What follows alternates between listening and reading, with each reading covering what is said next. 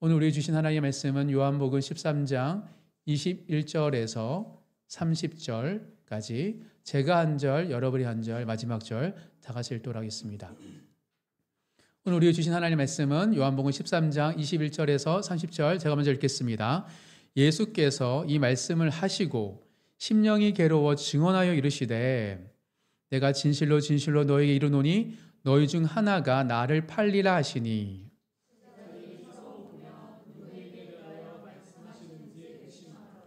예수의 제자 중 하나 곧 그가 사랑하시는 자가 예수의 품에 의지하여 누웠는지라.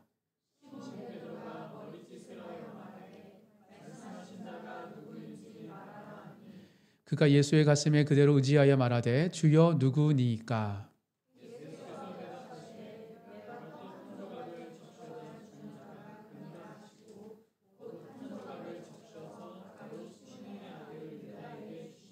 조각을 받은 후 곧 사탄이 그 속에 들어간지라. 이에 예수께서 유다에게 이르시되 내가 하는 일을 속히 하라 하시니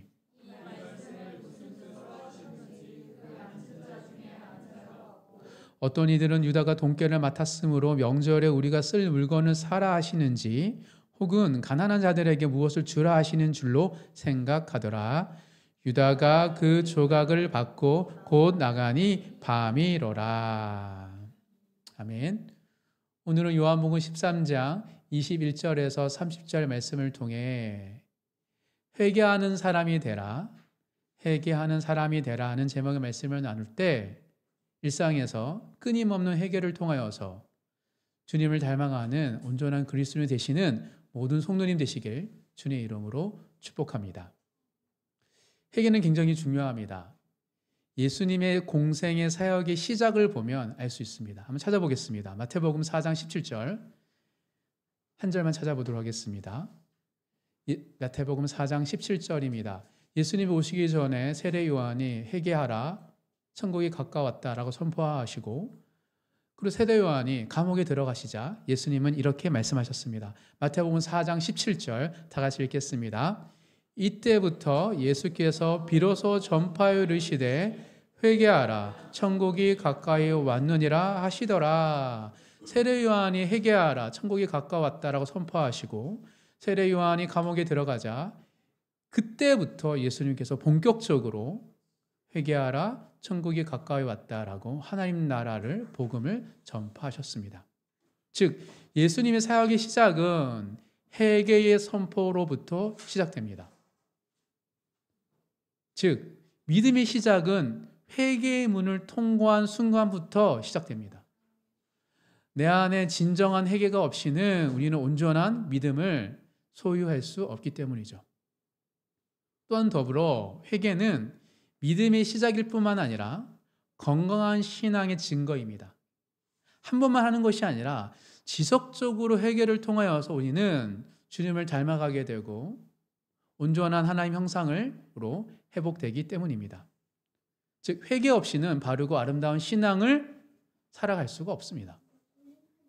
그래서 사도 바울은 서신, 편지를 통하여서 이미 예수를 믿고 교회를 형성했던 수많은 교회에게 서신을 보냅니다. 그 중에 고린도 교회에게는 전서로도 보내고 후서로 보내잖아요. 후서에 보면 사도 바울이 왜 편지를 쓰는지, 왜 독려하는지, 그 중에 회개가 얼마나 중요한지를 강조하는 내용이 있습니다. 한번 찾아보겠습니다. 고린도 후서 7장 9절입니다. 고린도 후서 7장 9절.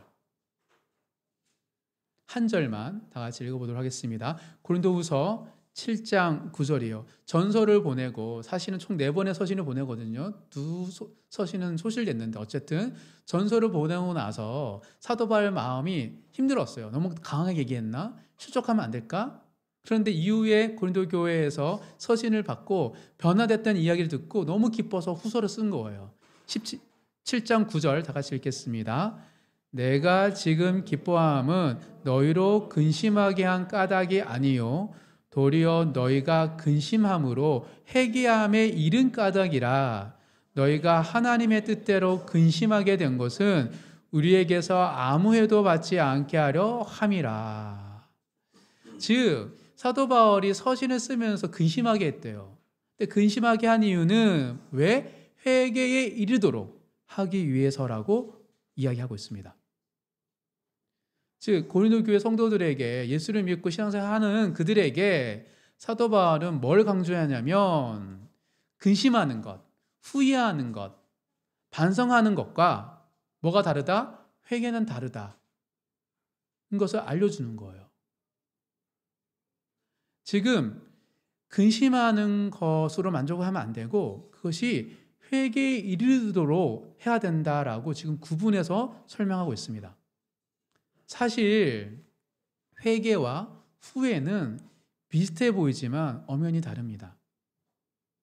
우리 살다 보면 회개하는 마음도 후회하는 마음들 생기고 반성하게 됩니다. 나 그렇게 하지 말걸. 내가 왜 그랬지? 이 마음이 이런 순간적으로 하는 기도가 회개라고 착각할 때가 있습니다. 근데 후회하고 반성하는 것과 회개는 엄연히 다릅니다.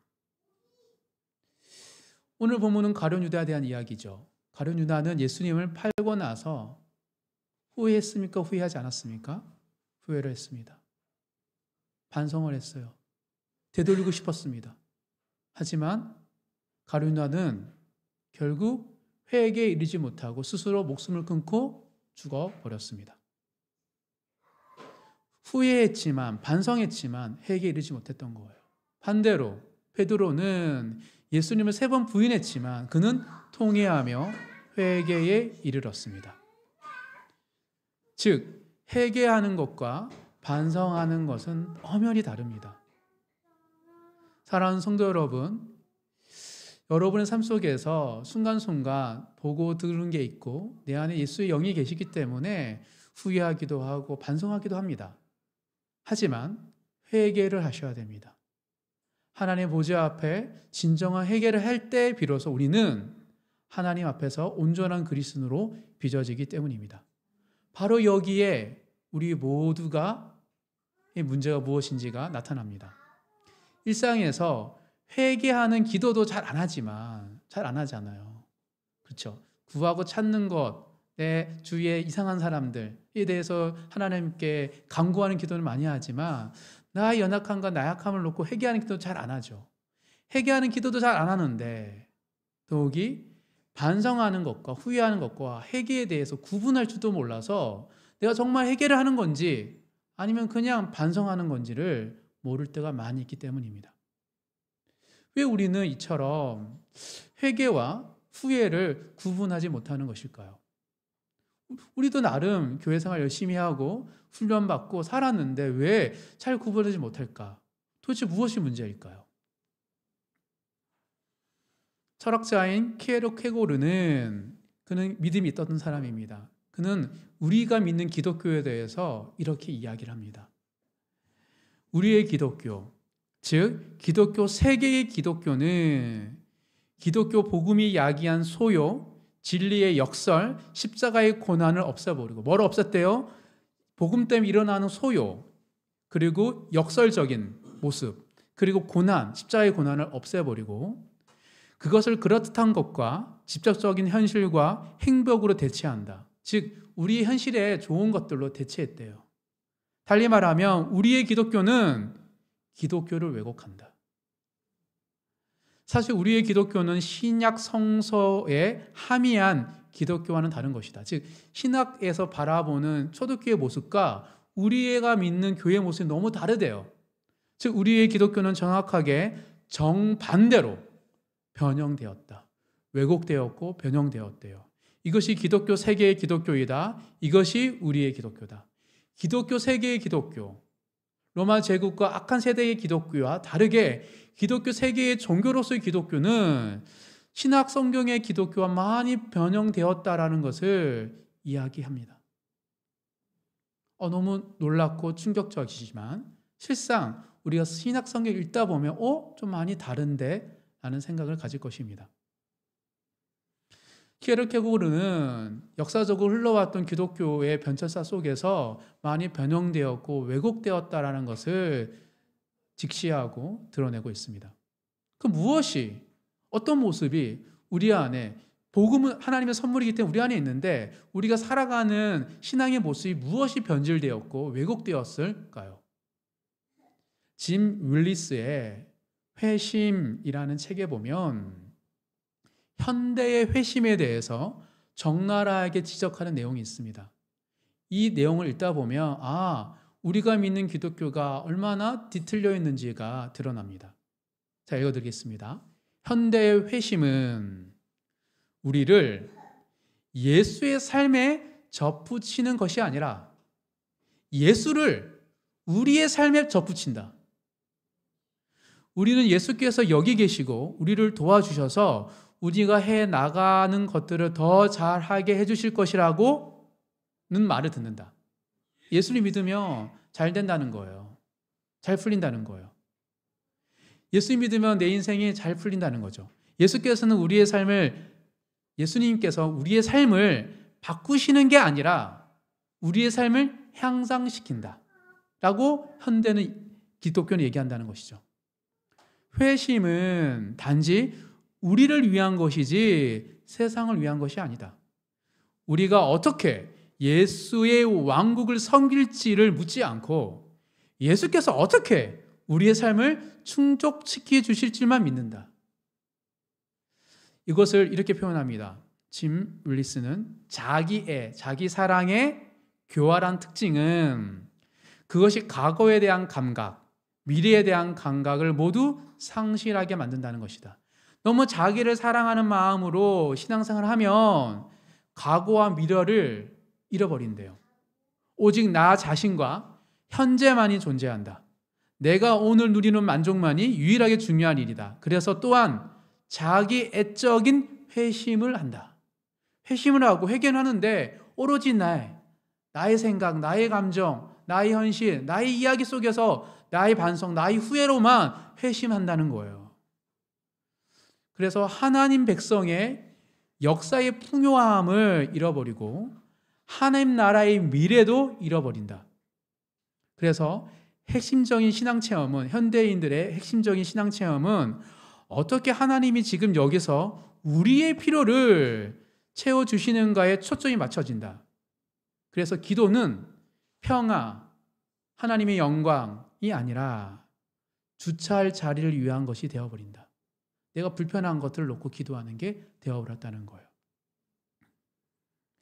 즉, 짐 윌리스가 이야기하는 현대 기독교의 회심의 뒤틀린 모습은 하나님 나라의 백성으로서의 거룩한 회심이 아니라 지극히 현대인으로서 자본주의 안에 살아가는 한 사람으로서 자기 자신을 위한 회심으로 전락하게 되었다라고 이야기하고 있습니다.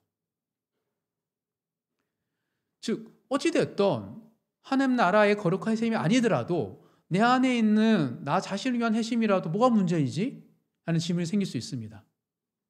왜 꼭 성경적으로 올바른 회심만 해야지 그게 좋고 그래서 내 안에서 반성과 후회를 하는 것들을 하면 안 되는 것일까? 하는 질문이 생기죠. 왜 꼭 참된 회개가 중요한 것일까? 열왕기하에 보면 이런 참된 회개가 없어서 누가 이스라엘 백성이 북이스라엘이 멸망을 합니다. 한번 찾아볼까요? 열왕기하 17장입니다.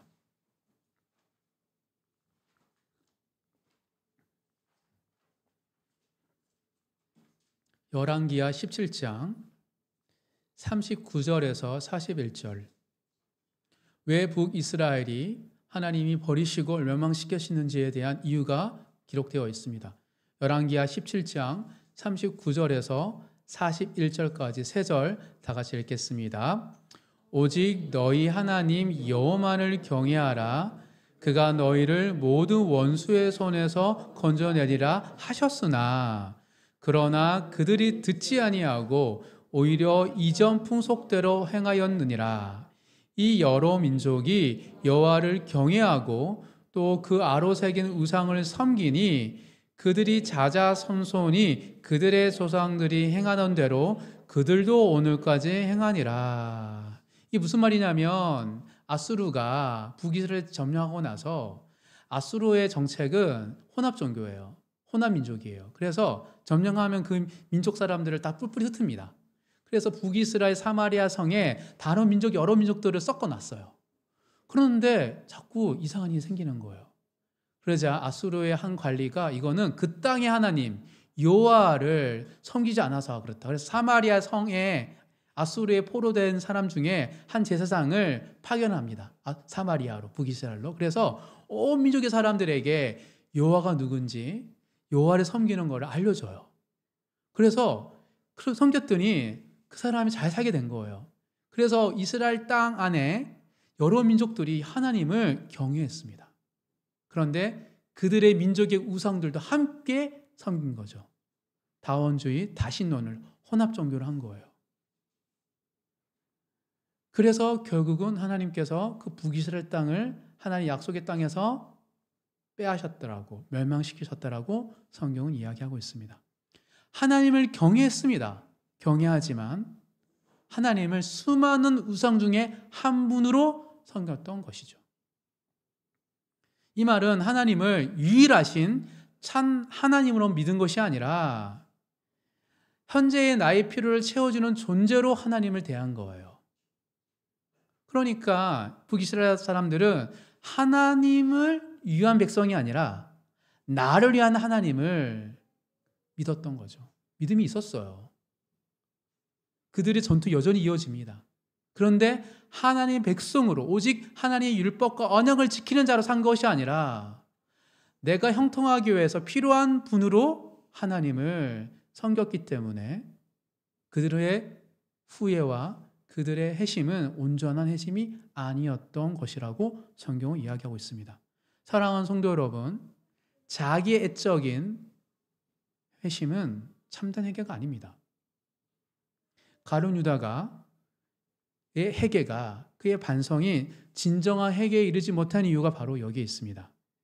나 자신의 잘못을 뉘우치는 것은 반성이고 하나님께 나의 죄를 고백하고 그 죄에 대한 결과로서 하나님의 심판을 맡기는 것이 회개이기 때문입니다. 참된 회개는 반성과 후회가 아니라 자기 부인입니다. 근데 반성과 후회하는 사람은 그래, 내가 다시 할 수 있어 라고 자기를 더 세우고, 진짜 회개하는 사람은 자기를 내려놓고 저는 아무것도 아닙니다, 오직 하나님이 나의 전부이십니다라고 자기 부인, 자기 십자가의 고백을 하기 때문입니다. 이것이 성경에 말하는 회개인 것이죠. 그래서 참된 회개를 이룬 사람들은 말씀으로 돌이키고 말씀을 지킵니다. 오늘 본문은 예수님의 제자로 예수님을 따라다녔지만 결국은 회개하지 못하여서 멸망에 이르게 된 가룟 유다에 대한 이야기입니다. 오늘 본문의 말씀을 통하여서 바르게 회개하는 사람이 되기 위해서 가져야 할 세 가지 중요한 가치가 무엇인지 제가 발견한 것을 나눌 때 하나님의 말씀으로 받아들이셔서 참된 회개의 삶을 살아가시는 모든 성도님 되시길 주님의 이름으로 축복합니다. 왜 가룟 유다는 후회하고 반성했지만 참된 회개를 하지 못했을까 하는 질문을 가지다 보면 가룟 유다를 반면교사로 삼을 때 발견할 수 있는 회개하는 사람이 되기에 꼭 가져야 할 세 가지 특징에 대해서 함께 살펴보도록 하겠습니다. 회개하는 사람이 되기 위해서는 첫 번째, 예수님의 마음을 공감해야 합니다. 우리가 후회하고 반성하지만 진정한 회개로 나아가기 위해서는 예수님의 마음을 공감하고 알아야 된다는 거예요. 오늘 본문입니다. 21절 다 같이 읽겠습니다. 예수께서 이 말씀을 하시고 심령이 괴로워 증언하여 이르시되 내가 진실로 진실로 너에게 이르노니 너희 중 하나가 나를 팔리라 하시니. 지난주는 모여 세족식을 했습니다. 저녁 식사 먹는 중에 예수님께서 가장 비천한 일, 노예조차도 하지 않는 그 발을 씻기는 것을 하나하나 하셨죠. 그것도 충격적이었는데 이제는 다 끝나고 나서 너희도 서로의 발을 씻어주라고 얘기합니다. 그러고 나서 예수님께서 심령이 괴로워 너희 중에 한 명이 나를 배신한다라고 이야기를 하셨습니다. 세족시도 충격이고 우리 중에 배신자가 있다는 것도 충격입니다. 이 밤 제자들 입장에서는 계속 예수님의 말이 충격적인 거예요. 예수님은 심령인 굉장히 괴로운 마음으로 누군가가 배신자라고 이야기하셨습니다. 제자 중에 한 명이 배신할 것을 예전부터 아셨지만 그것을 내 입으로 얘기하는 것은 다른 거예요. 정말 괴롭습니다. 언젠가는 얘가 할 줄 알았지만 그 날이 다가오자 예수님은 너무너무 힘드셨어요. 마치 우리도 그런 걸 경험할 것입니다. 사람은 다 죽죠. 그걸 모르는 사람은 없어요. 그런데 내 사랑하는 가족이 죽음에 이르면 너무 괴로워요. 이성적으로 아는 것과 감정이 그걸 느끼는 건 다르기 때문입니다. 즉 예수님은 이성은 차분할지 모르지만 예수님의 감정은 요동치셨습니다. 너무 아프고 괴로우셨어요. 그토록 많은 기적을 내 옆에서 보았음에도 불구하고 돈 몇 푼에 예수님을 팔아넘기는 가룟 유다를 보시고 너무 아프시고 너무 괴로우셨던 거예요. 한 마리의 어린 양을 잃어버려도 찾는 그 예수의 마음이신데 예수님은 유다 때문에 배신당해서 괴로운 게 아니고 유다의 영혼이 너무 불쌍해서 괴로우셨던 것이죠. 그런데 가룟 유다는 이 하나님의 폭로 앞에서도 예수님의 그 마음, 찢어지는 마음을 헤아리지 못하고 있습니다. 마치 가룟 유다는 예수님의 감정에 대해서는 전혀 관심이 없는 사람처럼 보여집니다. 공개적으로 배신자가 누구라고 선언한 순간에도 가룟 유다가 어떠한 양심의 가책을 받았다는 이야기와 내용이 없기 때문이죠. 그래서 그런지 가룟 유다는 결국 누가 나를 배신해 그리고 이 빵을 포도주에 적신 것을 주는 사람이 그 사람이야 라고 해서 그걸 받았음에도 불구하고 가룟 유다는 빛이신 예수님을 떠나 어둠으로 나아갑니다. 마지막 30절 다 같이 읽겠습니다. 유다가 그 조각을 받고 곧 나가니 밤이 이러라. 밤, 어둠, 어둠으로 나아가고 있습니다. 요한복음은 처음부터 예수님에 대해서 빛을 이야기하며 빛과 어둠을 대비하고 있습니다. 가장 예수님 밑에서 옆에서 빛 대신 예수님의 기적과 이적을 표적을 받던 가룟 유다가 예수님이 가장 괴로워하는 그 순간에 예수님을 떠나 어둠으로 나아가죠. 사랑하는 성도 여러분, 친구가 마음이 너무 괴롭다라고 막 토로할 수 있잖아요. 헤어져서 그렇든 여러 아픔이 있든 막 그런 얘기 들으면 나한테 와가지고 눈물 흘리면서 가슴 찢으며 얘기하는데 함께 있어주지는 않고 그래? 하면서 나 바빠라고 떠난다면 그 친구가 될 수 있습니까? 사랑하는 사람이 마음이 아파 괴로워하는데 함께 있어주지 않고 떠난다면 우리는 그 사람을 신뢰할 수 있을까요? 바로 여기에 가룟 유다가 후회는 했지만 회개에 이르지 못했던 그의 이유가 드러납니다. 만약 가룟 유다가 예수님의 마음을 이해하고 공감하고 공유하는 사람이었더라면 정말 그 마지막 날 막 괴로워하시는 예수님을 두고 떠날 수 있었을까? 머리로는 차갑게 예수님 곧 죽을 거니까 내가 한몫 챙겨야지 라는 마음을 가지더라도 눈앞에서 예수님 막 괴로운 걸 볼 때 발이 떨어졌을까요? 라는 생각을 가지게 됩니다. 가룟 유다는 예수님의 마음을 공감하지 못했습니다. 아니, 않았습니다. 그래서 그가 회개에 이르지 못했던 것입니다. 여기서 알 수 있는 사실은 회개에 이르기 위해서는 뭘 해야 된다? 예수의 마음을 공감해야 한다는 것을 알 수 있습니다. 극단적인 선택을 하려고 하는 사람들이 있을 수 있습니다. 그들에게 누가 찾아가서 어떤 이야기를 하죠? 그의 사랑하는 가족의 안부를 묻습니다. 어머니는 계십니까? 당신이 이런 결단을 하면 주위에 누가 아파하지 않을까요? 그때 그 사람이 극단적인 선택을 하려고 하는 그 수많은 생각과 감정 속에서 사랑하는 가족을 생각하면 갑자기 내가 이 선택으로 인하여서 내 가족이 아파할까 느껴지자 사랑하는 가족의 그 아픔이 느껴지면 선택을 못합니다. 멈추게 되어 있어요.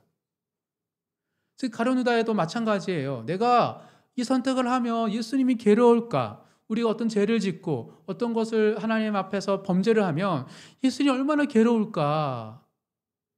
우리 형제가 멘트에서 얘기했던 것처럼 예수님의 마음이 막 괴로움을 안다면 즉시 회개합니다. 해야 됩니다. 우정해야 됩니다. 우정을 소중히 여겨야 돼요. 우정. 옆에 있는 지체들, 함께하는 믿음의 동료들에 대해서 그들과 쌓아왔던 믿음의 우정에 대해서 소중히 여기는 사람이 회개를 잘하는 사람이기 때문이죠. 오늘 본문입니다. 22절부터 25절까지 4절을 다 같이 읽겠습니다. 제자들이 서로 보며 누구에게 대하여 말씀하시는지 의심하더라. 예수의 제자 중 하나 곧 그가 사랑하는 자가 예수의 품에 의지하여 누웠는지라. 시몬 베드로가 머리짓을 하여 말하되 말씀하신 자가 누구인지 말하라 하니 그가 예수의 가슴에 그대로 의지하여 말하되 주여 누구니까. 오늘 본문은 좀 우리가 상상력이 필요합니다. 우리가 마지막 만찬이라는 어떤 명화의 그림을 볼 때 테이블에 앉아 있잖아요. 그 당시에는 테이블이 없었죠. 우리처럼 방석에서 이렇게 안전방위 하는 문화가 아닙니다.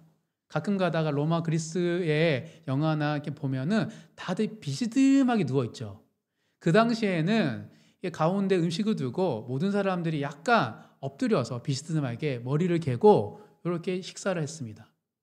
어떻게 보면 작은 방, 뭐 큰 다락방이다 어쨌든 간에 우리가 생각하는 공간이 훨씬 작잖아요. 그 공간에 12명의 제자가 중간에 음식을 두고 이렇게 턱을 개고 비스듬히 누워 있는 거예요. 그러니까 예수님 품 안에 있는 사람은 뭐냐면 이렇게 따닥따닥 붙어 있는데 가장 앞에 있었던 사람이 누구였냐면 하나님이 사랑하는 자 바로 사도 요한이었어요. 그러니까 한쪽만 개고 있으면 힘드니까 이렇게 왔다 갔다 하는 거예요. 이렇게 하다가 하는데 예수님께서 지금 마음이 괴로우면서 배신자를 폭로할 때 마침 그때 사도 요한이 예수님의 품쪽에 약간 기대어 있었던 거죠. 그래서 사도 요한은 예수님이 배신자를 얘기할 때 심장이 두근두근, 몸의 열기, 얼마나 마음이 괴로웠는지를 몸으로 느꼈습니다.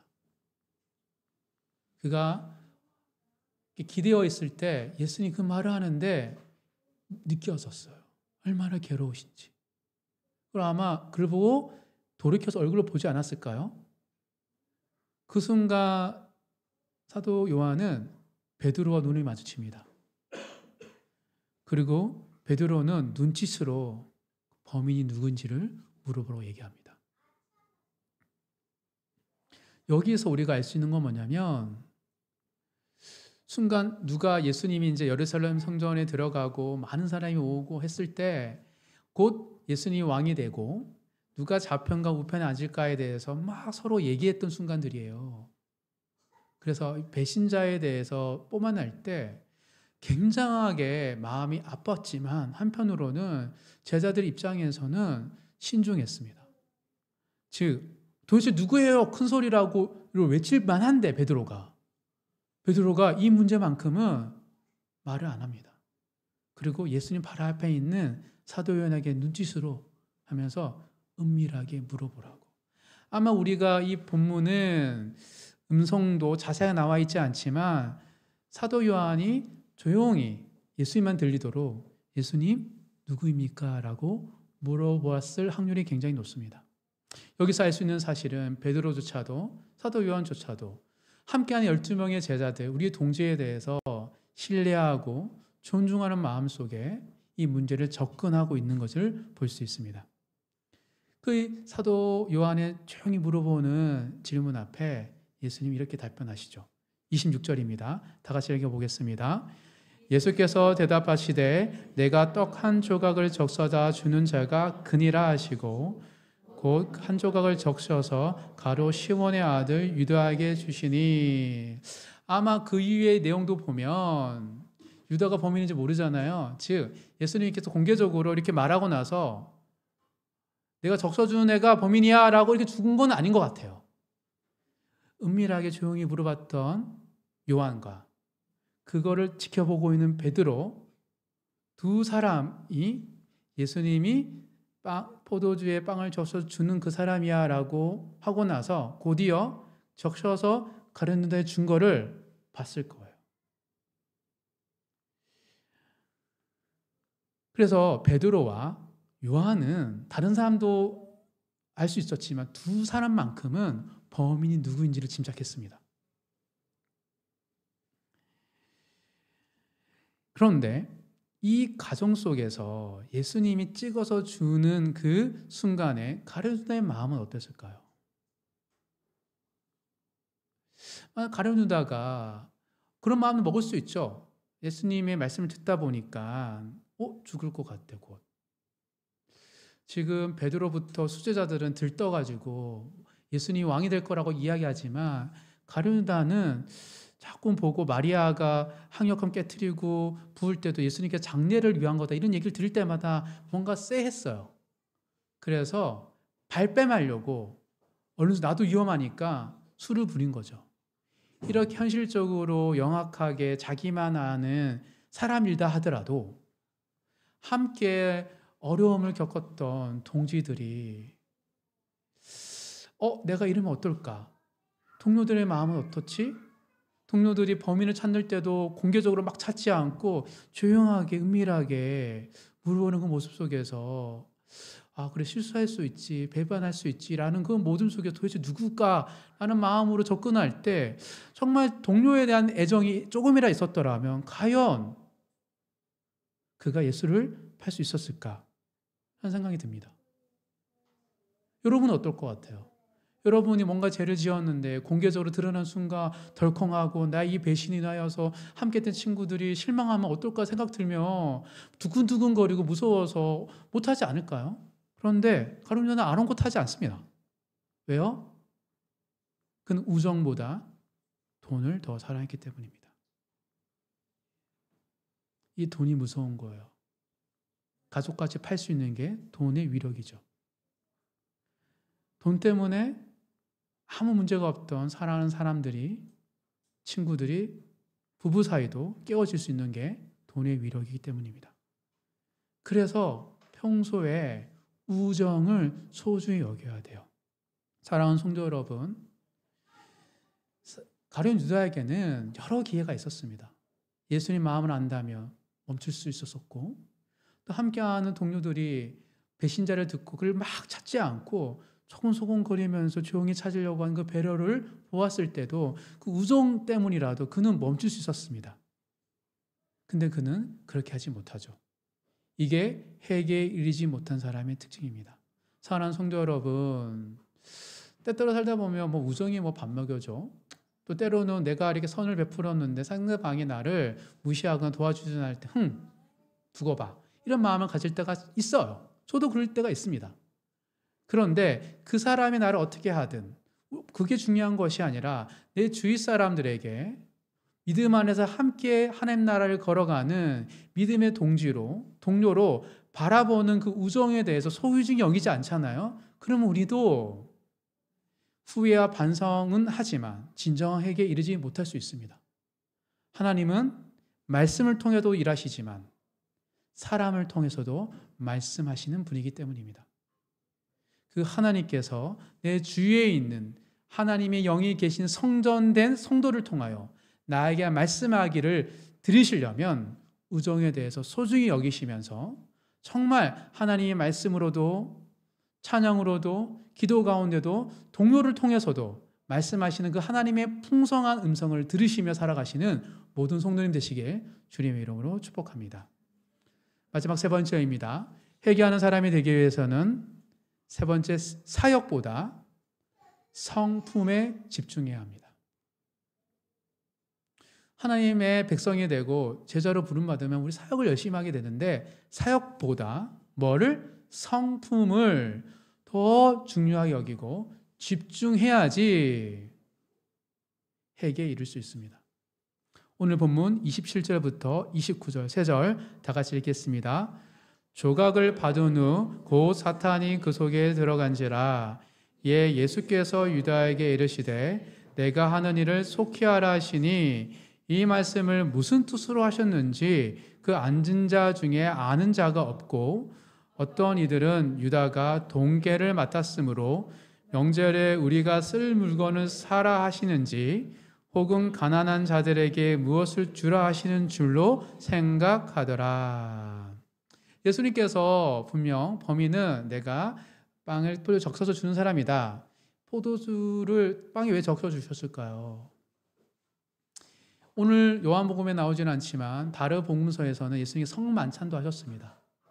어쩌면 가룟 유다는 세족식도 경험했고 예수님 몸과 예수님 피를 떼는 성찬식에 참석했던 것으로 보입니다. 그리고 그 가운데 특별하게 한 번 더 유다에게 적셔서 주신 거죠. 그런데 그 순간 예수의 피와 예수의 몸을 받아 먹었는데 누가 들어왔습니까? 사단이 들어와요. 놀라운 얘기입니다. 그리고 그 모습을 예수님은 보셨습니다. 사단이 들어가는 거를. 그리고 속히 네가 하는 일을 해라. 유다에게 하는 말이며 동시에 사탄 마귀에게 하는 말씀이죠. 그런데 예수님과 유다를 제한 모든 제자들은 그게 무슨 말인지 몰랐어요. 처음에 누가 예수님께 배반한 사람입니까? 라고 조용히 물었을 때 예수님께서 적셔주는 자다고 했을 때 요한과 베드로는 알았잖아요. 그런데 베드로 요한조차도 유다가 아닌가? 라고 혼동이 찾아왔습니다. 예수님께 지금 뭘 하라고 하시네? 라고 오해했기 때문이죠. 더불어 가룟 유다는 수제자 그룹에는 들어가지 않았지만 가장 신뢰받았던 사람입니다. 재정 담당자거든요. 우리가 쓰는 공금을 누구한테 맡겼어요? 가룟 유다에게 맡겼어요. 가장 셈이 빠르고 가장 신뢰가 되는 사람이고 우직한 사람이라고 모든 사람들은 생각했기 때문에 가룟 유다에게 동계를 맡았어요. 그래서 그가 나가는 걸 보고 우리가 쓸 물건을 사러 가는구나, 또는 가난한 사람들에게 베푸는구나 라고 다들 생각했어요. 그 정도로 돈을 가지고 뭘 열심히 했다? 사역을 열심히 했던 사람입니다. 가룟 유다는 누구보다 앞장서서 우리 공동체의 필요를 채워주고 배고플 때, 뭐가 부족할 때 내가 사올게 사다 주고, 더불어 또 공급이 남았을 때 그것을 안 믿는 사람들에게, 아니 또는 가난한 자들에게 베푸는 것을 적극적으로 했던 사람으로 보입니다. 그는 예수님과 함께 있으면서 재정을 담당하면서 그런 안살림부터 해서 바깥에 있는 베푸는 것들을 열심히 했던 사역에 능한 사람이었어요. 그래서 다 같이 밥 먹는 와중에 혼자 나갈 때 저 왜 나가? 라고 생각하지 않고 사역이 바쁘지, 할 일이 많지, 또 뭔가 할 일이 있구나라고 생각했던 것입니다. 하지만 사역으로 예수를 믿던 가룟 유다는 자기를 위한 사역을 위하여 이제는 뭘 팝니까? 예수를 팝니다. 놀라운 겁니다. 주님을 위하여 사역을 하던 가룟 유다가 주님을 위하여 복음을 전하고 주님을 위하여 교회를 세웠던 사람들이, 주여 주여 하던 자들이 이제는 그 사역을 위하여 누굴 판다고요? 예수를 판 거예요. 키에르케고르가 그걸 이야기한 겁니다. 여기에 바로 우리가 정말 중요한 사역보다 무엇이 더 중요하다? 성품이 더 중요하다라는 사실을 발견하게 됩니다. 사역 중심적인 신앙생활을 하다 보면 어쩌면 결국 예수를 팔 수 있기 때문이죠. 주객에 종료되기 쉽습니다. 사역 중심적인 신앙은. 이게 내가 봐도 좀 꺼림칙하고 안 믿는 사람 보기에도 좀 부끄럽고 한데 주님의 영광을 위하여 이 사역을 성취하기 위해서는 좀 감싸야 돼. 그래서 악한 생각과 나쁜 생각조차도 허용해요. 사역에 도움이 된다면 괜찮다라고, 이번 한 번만 라고 생각을 하죠. 그래서 사역 중심적인 신앙생활을 하다 보면 서서히 악한 생각에 스며들 확률이 굉장히 높습니다. 반대로 성품 중심적인 신앙을 하다 보면 주객이 전도되지는 않습니다. 왜요? 사단의 주된 관심이 무엇입니까? 사역입니까? 우리의 마음입니까?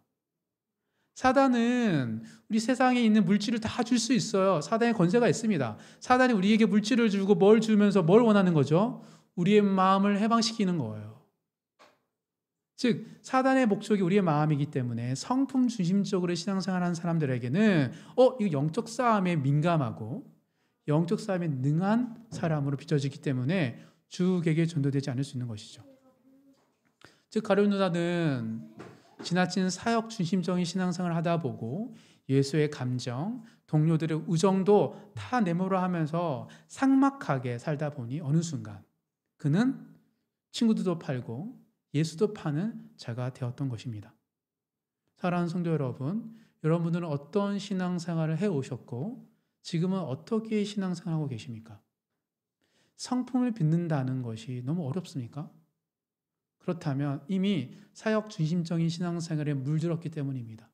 어쩌면 내가 배웠고 내가 알았던 신앙이 성경, 신학성경에서 말하는 기독교와 많이 변형되었고 변질되었다라는 경각심을 가지고 다시 말씀을 통하여 주님은 우리의 심령에 관심이 많으십니다. 주님은 우리의 성전 되기를 관심이 많으십니다. 우리가 무슨 생각을 하고 어떤 말을 하고 어떤 선택을 하는지 그 동기와 과정에 대한 관심이 많으시지 결과에 대해서 우리를 판단하신 분이 아니십니다. 정말 성품을 빚어가시고 예수님을 닮는 자로 빚어가시는 하나님의 부르심 앞에 바르고 아름답게 살아가시는 모든 성도님 되시길 주님의 이름으로 축복합니다.